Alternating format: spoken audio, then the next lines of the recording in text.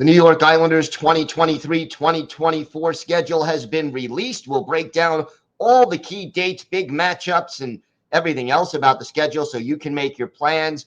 Plus, with the draft starting tonight, rumors are heating up. We've got all that and a lot more on today's Locked On Islanders podcast. Your Locked On Islanders, your daily podcast on the New York Islanders. Part of the Locked On Podcast Network, your team every day.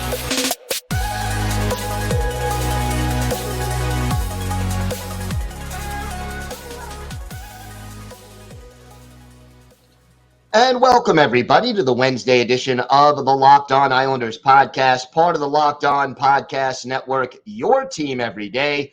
I want to thank everyone who makes Locked On Islanders your first listen every day. Don't forget to subscribe on YouTube or wherever you get your podcasts so you can get new episodes as soon as they drop. And we're now also available on SiriusXM. Just go to the SXM app and do a search for Locked On Islanders. Today's episode is brought to you by FanDuel Sportsbook, official sportsbook of Locked On. Make every moment more. Visit FanDuel.com/LockedOn today to get started. Lots to discuss on today's show, but first, if there's something Islanders related on your mind, if you have a question, a comment, maybe something you'd like us to discuss on a future episode, feel free to send us an email. The email address is lockedonislanders@gmail.com.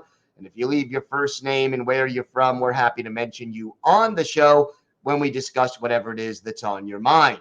You could also follow the show on Twitter at Locked On Isles, and you could follow me, Gil Martin, on Twitter at Ice Wars, NYR vs NYI. We're going to keep you up to date on all things Islanders hirings, firings, trade rumors, the draft, free agency. If it's Islanders related, we're going to have it covered for you here on the Locked On Islanders podcast. So the NHL released its 2023-2024 schedule on Tuesday. We now know the date and times of all 82 games that the New York Islanders will be playing this season. And for those of you who are wondering, the Islanders season gets underway on Saturday, October 14th at the UBS Arena against the Buffalo Sabres. That is a 7:30 Eastern time start. So we can now start the countdown toward Islanders hockey, the regular season, just a little more than 3 months away. And it's an exciting thought now that we know who's playing who and when. 5 of the first 6 games for the Islanders this year will be at home. After Buffalo, we have a home game against Arizona on Tuesday, October 17th. The Devils visit Friday, October 20th. First road game is in Buffalo on October 21st. That's a Saturday, 7 o'clock Eastern time start. And then 2 more home games. Colorado coming to town on Tuesday, October 24th, and Ottawa on Thursday, October the 26th. So those are 5 of the first 6 games going to be at UBS Arena. Hopefully that would help the Islanders get off to a quick start. Now, obviously, if you're starting with those home games, you got to have road trips. And the good news is the Islanders don't have any really excessive road trips. In fact, their longest road trip of the season is 4 games. That's the good news. The bad news is they have 4 road trips that last 4 games each. So it'll be, one of those situations where the team is not going to have a 13-game road trip like they did early in the year 2 years ago when they were waiting for the UBS Arena to be finished. But they're also not going to have the 6 or 7-game road trip, but 4 4-game road trips will help the team out a little bit, I hope. I don't know, is it better for the team if they get them over with and have 2 really long road trips? Is 2 7 or 8 game road trips better than 4 4-game road trips? We're going to find out in part this season as far as how these times work out. As far as the bye week goes, the Islanders will be off starting January 28th, and then that bye week will continue through the All-Star break. So they will be off from January 28th through February 5th, and that's when they return to action with a game in Toronto. As for the longest homestand, by the way, it comes in early December. It's 6 straight games at home: San Jose, Columbus, the LA Kings, the Maple Leafs, the Ducks, and the Boston Bruins. By the way, 7 home games going to be matinees this year. And the Islanders, as we know, have had mixed results at best with matinees. When I say matinee, a 5 p.m. or earlier start. So 7 games, 5 p.m. or earlier, 6 of them 3 p.m. or earlier. So that is sort of the plan. 30 of the 41 home games, though, will start at 7:30. Now, we all know television coverage, if the game is on TNT or ABC, some of these certainly could be changed. But as of right now, that's where it stands. By the way, also 10 back-to-back games this year. Last season, there were 15 back-to-back games. So again, a little friendlier with the schedule when it comes to that. We also now know the time of the Stadium Series game at MetLife. It's going to be at 3 o'clock in the afternoon on February 18th. Islanders technically hosting the New York Rangers in that game. If you want to see the defending Stanley Cup champion Vegas Golden Knights, that game at UBS January 23rd. 2 home games against the Maple Leafs and that Tavares guy, John Tavares, December 11th and January 11th, so 1 month apart. And if you've got holiday plans, the Islanders will be playing the Philadelphia Flyers the night before Thanksgiving and will meet the Ottawa Senators on Black Friday, the day after Thanksgiving.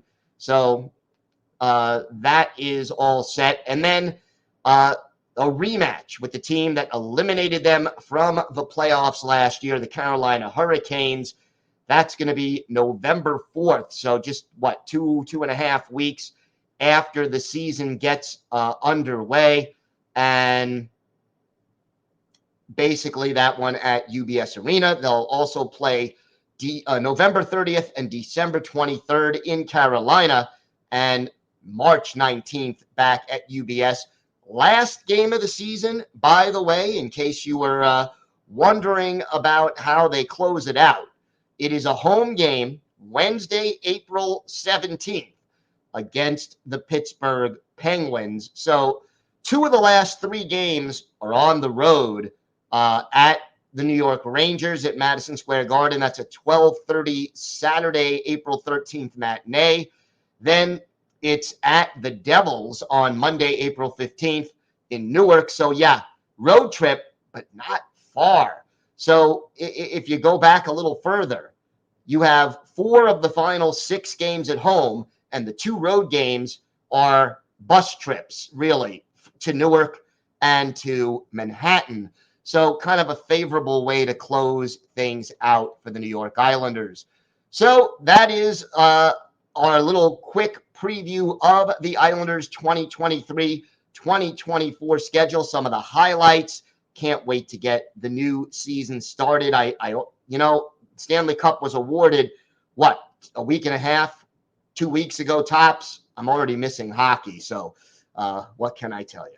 We have got more to get to on today's show. First, we will be talking about some trade rumors that have been going around, including, a division rival making an offer to the Islanders for a player. We'll talk about that and a lot more coming up on today's Locked On Islanders podcast.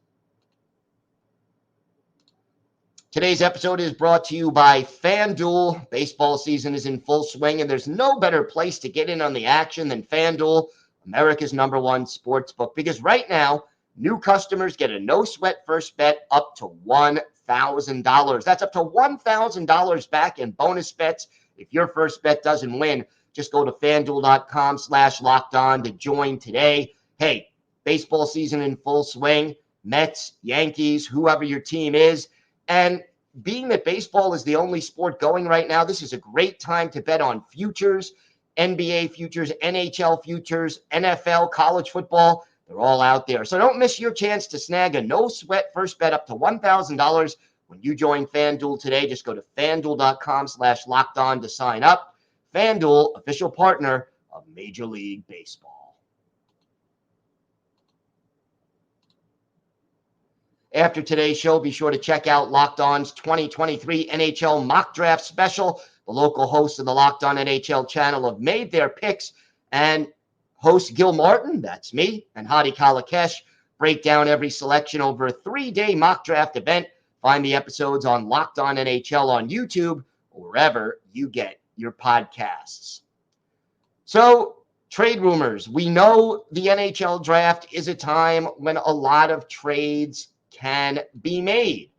And I guess that makes sense when you consider that you have, all 32 GMs in one spot ready to make their picks and also, obviously, to make some moves to improve their team, free up cap space, set up things for free agency. However you want to put it, this is a time when teams tend to be active. Now, there is a story that the Philadelphia Flyers reached out to the New York Islanders to see if they were interested in defenseman Torrey Krug. Krug vetoed a trade just recently, and the Flyers are still trying to find a way to move on from him.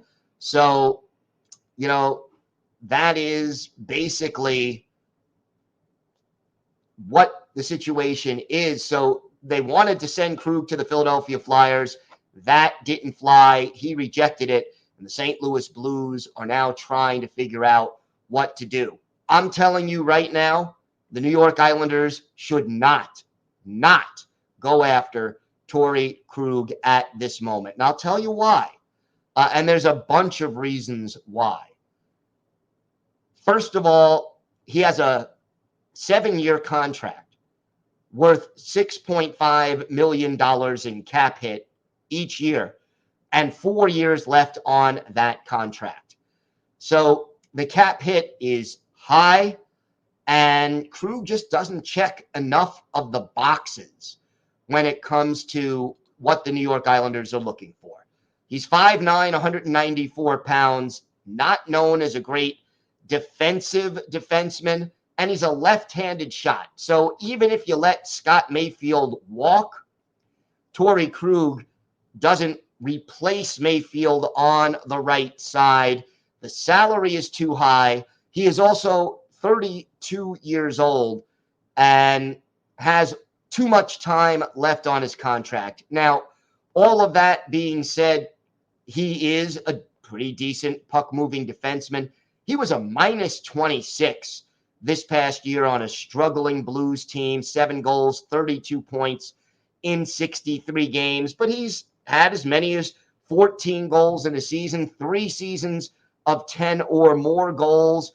He can help you out on the power play. 4 of his 7 goals came with the extra attacker, as did 10 of his 25 assists.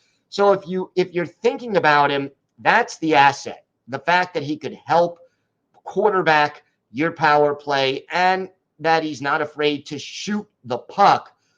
251 shot attempts in 63 games, 126 shots on goal. So 2 shots on goal per game, and he's attempting 4. So again, Some things that you would like about him, but others that you wouldn't. 87 block shots, 40 hits in 63 games. Not a physical guy. And only 18 and a half minutes, 18:35 to be exact, on ice time. So I just don't see Krug as a great consideration to replace Mayfield. And, the only way you would make that deal is if the cap hit gets significantly reduced. If the Blues are willing to reduce that $6.5 million cap hit, let's say they retain $2.5 or $3 million of that cap hit, maybe, then just maybe, you start to think about, okay, we might even think about this. But even then, Krug is not going to replace Mayfield. He may be an option if you want to move on from Sebastian Aho and you feel Samuel Bolduc is not ready for full-time duty. But the problem, again, is that there's 4 years left on this deal. And to me, at the age of 32, you'll have him 32, 33, 34, 35 with diminishing returns likely each year. I just don't think this is the right fit. If, like I said, that the Blues would be willing to hold on to a lot of that cap hit, maybe, just maybe. But to me, there are better candidates out there. And Krug would be best described as a fallback option. Now, again, tonight starts the NHL draft, 7 o'clock Eastern time start. And yeah, the Islanders, they're doing round 1 tonight. The Islanders don't have a first-round pick, but trades are always a possibility, even if they don't involve Torrey Krug. So the question then becomes, will Lou Lamoriello make a move, whether it's trading away a player like Josh Bailey, trading away one of those 5 centers, bringing in a puck-moving defenseman, bringing in a goal scorer, buying out, whatever it is. This is a time that moves are extremely possible for the New York Islanders. My hope, though, is this. I don't want to see the Islanders trade away their second-round pick in this draft. And I'll tell you why. This draft is considered one of the deeper drafts in recent memory. It's bad enough we don't have a first-round or third-round pick in this draft. To have no picks in the first 3 rounds, to me, on a deep draft where you can get a player in the second round who might be a late first-round pick in another year, caliber-wise, I think that would be a big mistake. Now, I know Lou is in win-now mode, but to me, you've already traded away too many picks from this year's draft. Oh, and please, don't make it 5 years in a row by trading away our first-round pick in 2024. Again, not the answer unless this brings in a player who is suddenly, miraculously, going to make the Islanders Stanley Cup contenders, and there aren't a lot of players they could afford who would necessarily fit into that category. So, look, I'm hoping that by the end of the draft, over the next 2 days, that this Islanders team on paper becomes better than they were at the end of the playoff series against Carolina a year ago. We will have all of this. Follow us on Twitter. We're going to break it all down whenever Islander news breaks. And if you want to follow the entire NHL draft, check out the Locked On NHL Twitter feed. I will be hosting all the local hosts talking about their first pick, and Hadi Kalakesh, who you saw here, he'll be talking about, analyzing the picks and how they fit in and what they add to the mix for each of the teams that select them. So check it out on Locked On NHL on YouTube to get all of that instant analysis. We have got more to get to on today's show. We're going to do one more scouting report on a player the Islanders could draft with their 49th pick overall, second-round pick. We'll talk about Riley Heidt, plus our Islanders birthday of the day. All that and more still to come on today's Locked On Islanders podcast. Everydayers, we are going to continue our look at some players the Islanders might be interested in drafting with their second-round pick. And today we're going to focus on center Riley Heidt, the Saskatoon, Saskatchewan native, 18 years old, 5'10", about 178 pounds. So not a big guy, but still young, and played for the Prince George Cougars out in the Western Hockey League. 68 games, 25 goals, 72 assists. And here is a player who I dare say is maybe more controversial. Not controversial in like he did something terrible off the ice or, blew up Twitter with a bad tweet. No, not like that. But there are some people who think that he should go mid to late first round. And there are some people who are saying Riley Heidt probably shouldn't even be picked in the first, 2 rounds at all. Wait until the 3rd round to try to draft him. His best asset, if you're looking at scouting reports, is his playmaking, his passing ability, and his hockey sense. That is really what you're looking for when you talk about him. He's smart with the puck. He's got skills. And Islander fans, this is good news. He knows how to run a power play. So that's really, really good. His passing is creative, which is also good. The problem is, and Islander fans, you know all about this, his speed, not necessarily great. And when you're only 5'10", and you don't have a lot of speed, your hockey sense has to be elite. His hockey sense is one of his better assets.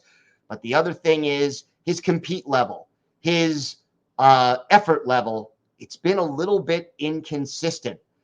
And that is something that scouts are going to have to determine.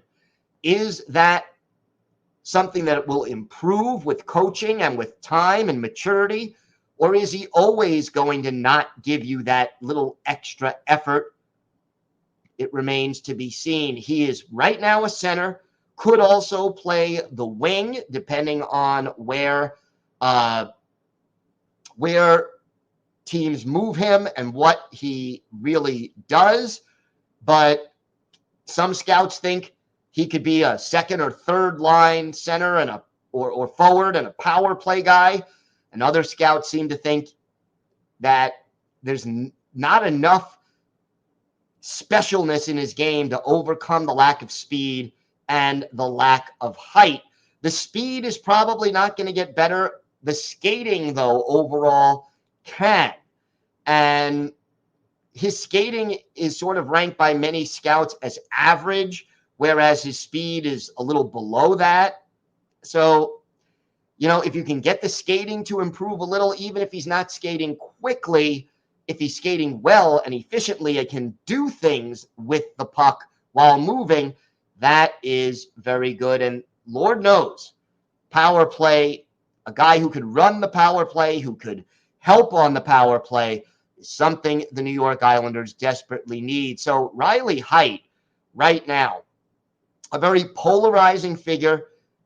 I don't know if he'll be available by the time the Islanders go at 49. I've seen him ranked in the high teens, 18, 19. I've seen him ranked in the 40s, 50s, and even the early 60s on some people's draft boards. So we'll keep an eye on him. It's an intriguing prospect. He would add some skill to this team. He would add some youth, but again, not going to be in the NHL for at least another 2-3 years, most likely, but someone to keep an eye on when we talk about the NHL draft for the New York Islanders. Time now for our Islanders birthday of the day, and today is the 63rd birthday of former Islanders netminder Roland Melanson.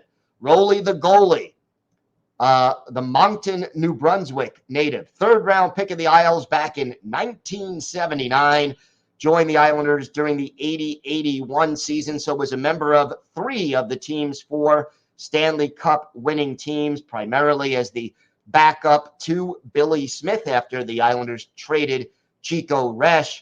And Melanson, a really solid goalie who later went on to play for the Minnesota North Stars, the LA Kings, the New Jersey Devils, and the Montreal Canadiens.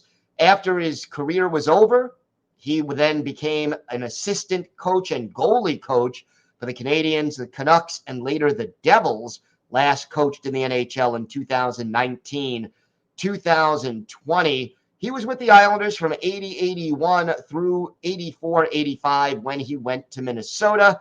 And his best game as an Islander, believe it or not, as good as a goalie as Melanson was, he only had 1 shutout as an Islander in all those years. February 19th, 1983, at the Old Barn, the Nassau Veterans Memorial Coliseum. The Montreal Canadiens are the visitors. Rick Wamsley, the goalie there. Rolly Melanson in goal for the Islanders. Bob Bourne scores twice. Dennis Potvin with 2 assists. The Islanders cruise to a 5-0 win over the Habs, a 30-save shutout for Roland Melanson, and, a strong performance by a good goalie. And, you talk about only 1 shutout, but back then it was a lot rarer. We're talking about the 80s when high-scoring hockey was probably at its zenith. So, solid numbers over the course of his career for Roland Melanson. He is our Islanders' birthday of the day. Well, it's hard to believe that draft day is here, and I'm hoping we have a lot of Islanders news to talk about before this day is over. I want to thank everyone for making Locked On Islanders your first listen every day, everydayers. Tomorrow on the show, we will be talking about what happened at the NHL draft on day 1, how it affects the Islanders. We'll break down any trades that were made, and we may even sneak in one more prospect to preview before the Islanders make their first pick in the second round. Until then, have a great day, everybody. Stay safe. And of course, let's go Islanders.